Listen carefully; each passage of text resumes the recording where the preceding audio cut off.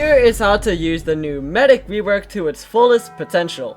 The Medic synergizes very well with low placement towers like turret and Gatling gun, as it has a limit to how many units it can buff at a time and a placement limit of 5.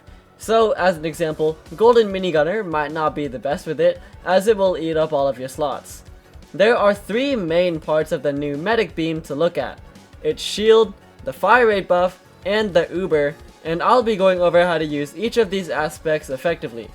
Starting with the shield, we will only be regarding the shield at max level, as there really isn't many other moments where the shield will matter, as things that stun don't usually appear in the late game. The shield can block 1 attack, regenerates in 2.5 seconds, and also instantly unstuns the tower when regenerated. In other words, it isn't a complete stun immunity. You can think of it more like the Medic automatically removing stuns from towers after 2.5 seconds. This additionally means that towers like Golden Minigunner and Accelerator still have to charge up again after the stun, making them slightly less synergetic picks for the Medic to be used.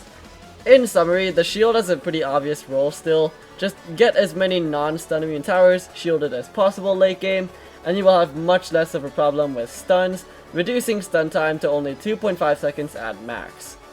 Next, let's go over the fire rate buff. The fire rate buff is 20% on all levels, meaning usually the best way to make use of this is by using very low levels like level 0, 1, and 2 to get a cheap buff for towers as needed. And as said as before, this synergizes with low placement limit towers, as you won't need to get as many level 0, 1, and 2 medics if you want all your towers to get the 20% buff. Pretty simple. Then comes the Uber. The main Uber levels in my opinion are level 3 and level 5, because level 3 is 20% and level 5 is 40% for a way longer duration. Meanwhile, level 4 is kinda just a mid-stepping stone. Level 3 Uber can be used as a mid-game emergency damage boost, but I would only recommend doing this if you're using something like the turret and Gatling gun. If you're using it on accelerators or Golden Minigunners or something, you'll have to buy so many level 3 Ubers to get everything buffed, it's just too expensive. And then, level 5 Uber is pretty much just the late game version of this, not only boosting for much more, but also lasting much longer. And remember, Uber is more of a short-term damage boost. It's not like commanders and you can just chain them. This is meant to be used at just the right moments. Also, here's a fun, interesting thing that adds even more synergy to Gatling gun. For some reason, whenever the Uber effect ends on the Gatling gun, it automatically reloads your weapon with no reload time. So if you time the Uber correctly, you can just get a little bit more value out of the Gatling gun. Not really a necessary thing, just pretty cool. Now, with all that in mind, let's actually put it into practice here with target priority on what you should have your medic selected on. Now, something I see a lot of people doing is kind of just being used to the old meta, just kind of click on the pursuits, you know, give the pursuits a damage buff, and then give the mortars a damage buff, because mortars OP. Yeah, let's call it a day. But no, that is not what you want to do. So let's dissect this here.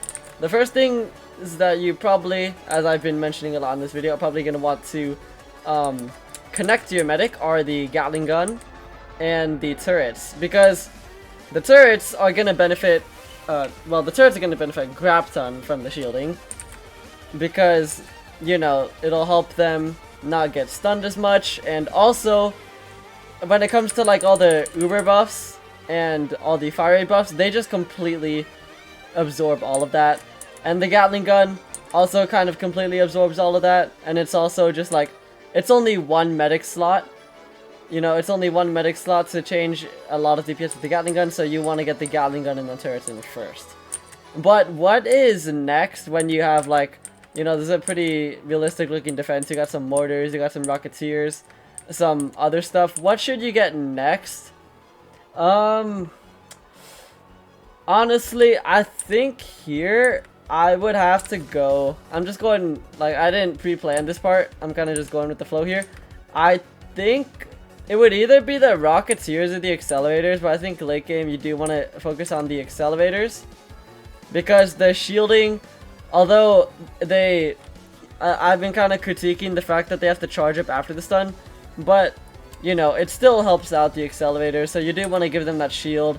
and they do deal a lot of DPS, so just giving them some extra with the Uber and the Firerate does help a little bit. And it is going to help the Rocketeers a lot, but I feel like by late game, if it's in a late game scenario, the Rocketeers honestly won't be doing as much to the boss, so I don't feel like we need to really Uber them. Now, something we can Uber, I don't think the mortars are also splash damage, so you can kind of rule that out.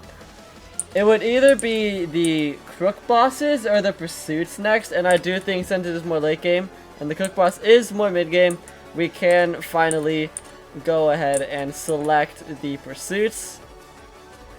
So let's select the pursuits here. There we go. But we still have some slots left, so then what do we want to do? Well, I'm honestly gonna take the Rocketeer. The Rocketeer, it has some good single target DPS along with having that splash, so you know that's a very good option to Uber next. I'm actually gonna take these off and select these instead, so then I can like switch the room. That is something you want to keep in mind as well, the placements. You know, like a medic over here won't be able to reach over here, so you want to get this one, select this one, you know what I mean. But I still have, it looks like, one slot left. So, honestly, it's either the mortars or the game master quick boss over here. It doesn't really matter which one too much, but I do think I will go for the quick boss just to make it also stun immune. So there you go. There's kind of a demo of how you would prioritize your medics. You don't really want to put them on the commanders either, because you can just sell and replace commanders. They don't really need the stun immunity, and that will be sucking up a 20% fire buff along with a 40% Uber buff. So there you go. There is everything you should know about the medic and how to use it. And as a bonus to this video, here's a showcase of every new medic skin, including this darn new mermaid one that took me way too long to get because of this dumb black spot HC quest. Anyways, peace out guys, have a good day.